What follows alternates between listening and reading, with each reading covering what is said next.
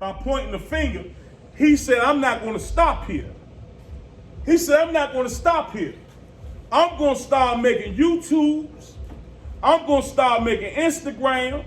I'm going to start and see, it was just so coincidental that Red Glizzy said, I'm going to make these YouTubes and I'm going to make these Instagrams, right, before their trial.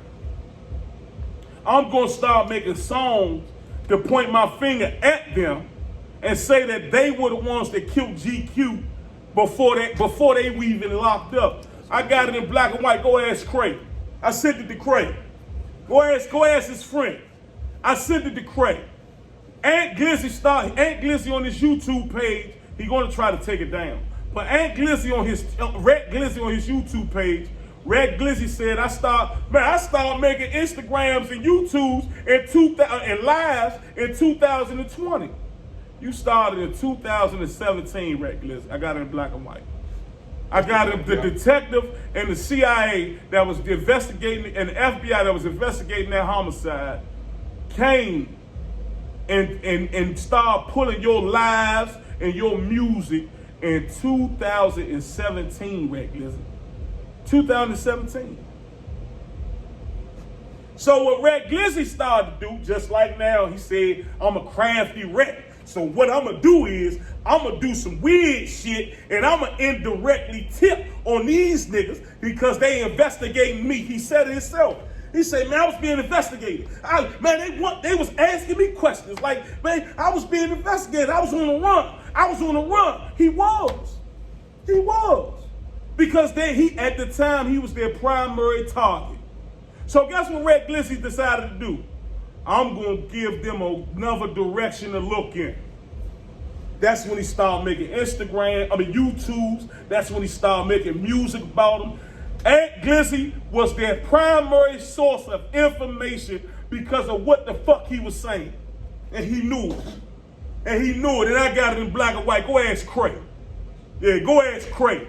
Ant Glizzy, once he left that 555, he was so motherfucking scared that he said, I'm going to point them in a different direction, but I ain't going to do it the old-fashioned rat way. I'm going to do it the new age rat way. Use a new age rat. Rat Glizzy, use a new age rat. You Mickey Mouse in the club, bitch nigga. So what you do, Rat Glizzy? What you do? You start making rap music. You start talking about them. You start doing everything you possibly could do. And the prosecutor followed your lead. Red Glizzy. This is now they got GQ's baby mother. Now they got a broad that went to school with Sosa. Now they got a broad that went to school with Sosa. Now they starting to say, now people coming out the woodworks identifying Sosa and Head. Now people coming out the woodworks once they listen to your music, and the government put a $25,000 reward out for whoever have information on the murder of GQ. You, bitch nigga, you said I'm gonna help them in the investigation.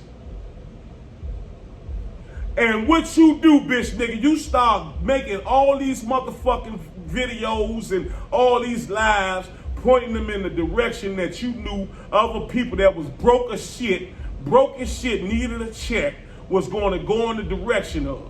You start telling the story about how GQ got killed so you could get some motherfucking help to help you point the finger at Little Sosa in them.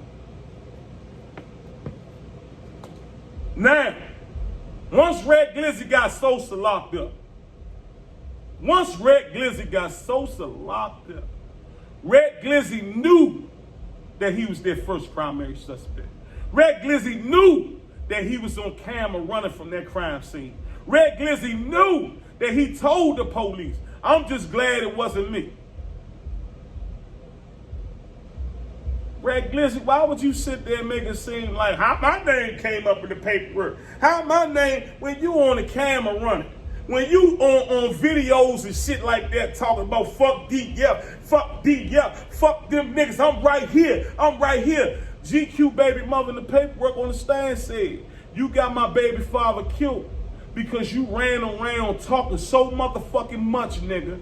You ran around telling people you down Potomac Goddess. Why the fuck you ain't telling them you at Barbara's house? That's what GQ's baby mother said on the stand. And told you before the stand. Why the fuck your bitch ass ain't telling that you down Barber House instead of telling them dudes that you down Potomac Gardens? Rat Glizzy.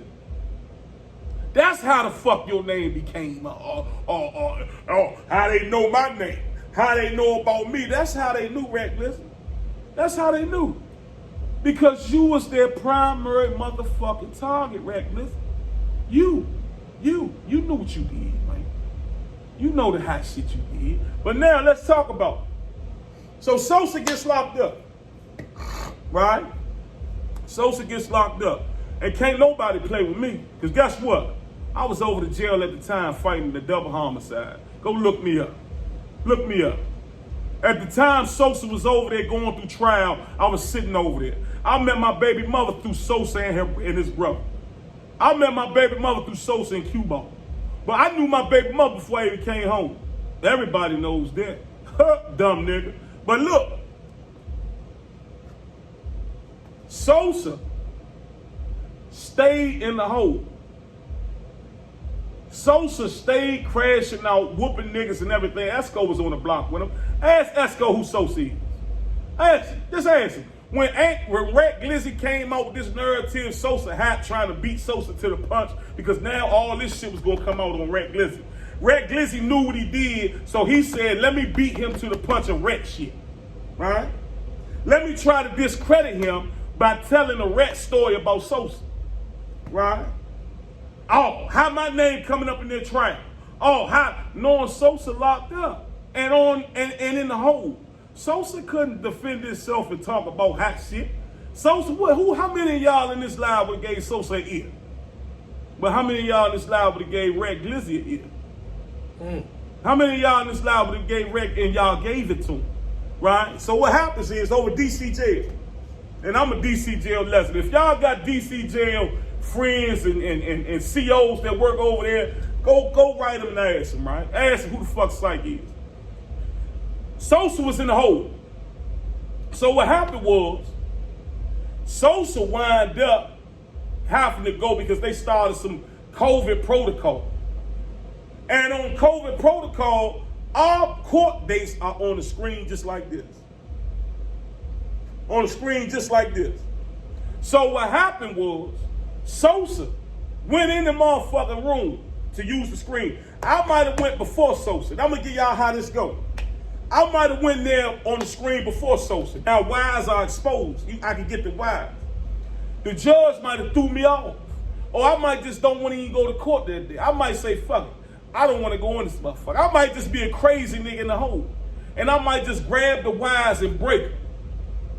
So if Sosa come behind me, the motherfucking screen is fucked up. The screen fucked up. So what happened was, the screen was fucked up. I was there. And I got 300 other niggas that was there with me. That will tell you the same story. The screen was fucked up. Because the screen was fucked up, Sosa wasn't even able to see a court, hear a court, know anything about a court.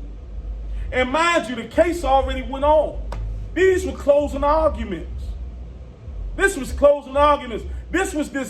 Sosa's lawyer's last dying attempt to try to persuade the jury not to find Sosa guilty. So what the lawyer do? The lawyer believed in his mind, my client already threw. He threw already. I'm going to waive his presence. Because fuck it, I'm not about to wait any more days, just like any bitch public defender would do. I'm not about to wait any more days to try to get him in this courtroom. Right? I'm not about to wait any more days to get him in this courtroom. So what's Sosa lawyer do? He waived Sosa's presence and said that Sosa agreed to it. And went in there on his own. And when he went in there on his own, he said some weird shit. Anthony Glizzy.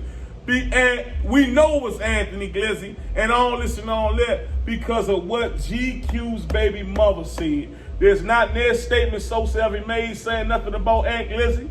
Sosa never got on the stand. And unlike Aunt Glizzy, Sosa never been down to 555. dumb nigga. He was on the paper either. He never signed it. He couldn't sign it. He wasn't in the courtroom. Exactly. How you gonna sign something he ain't in the courtroom? Exactly. Only way he could sign something if he was dead. Exactly. He wouldn't even been able to sign it on the screen because Sosa is literally still in DC jail. It was called virtual court. Sosa was literally still in DC jail with handcuffs and an orange jumper. He literally walked 5 feet from his cell to go into a room to be on the TV screen. That was broken because a crazy nigga broke the wires. And because the lawyer wanted this shit to be over and done with, he waived Sosa's presence in the courtroom. So what happened when he waived Sosa's presence in the courtroom, y'all? What happened? The lawyer said, I'm gonna make a last dying attempt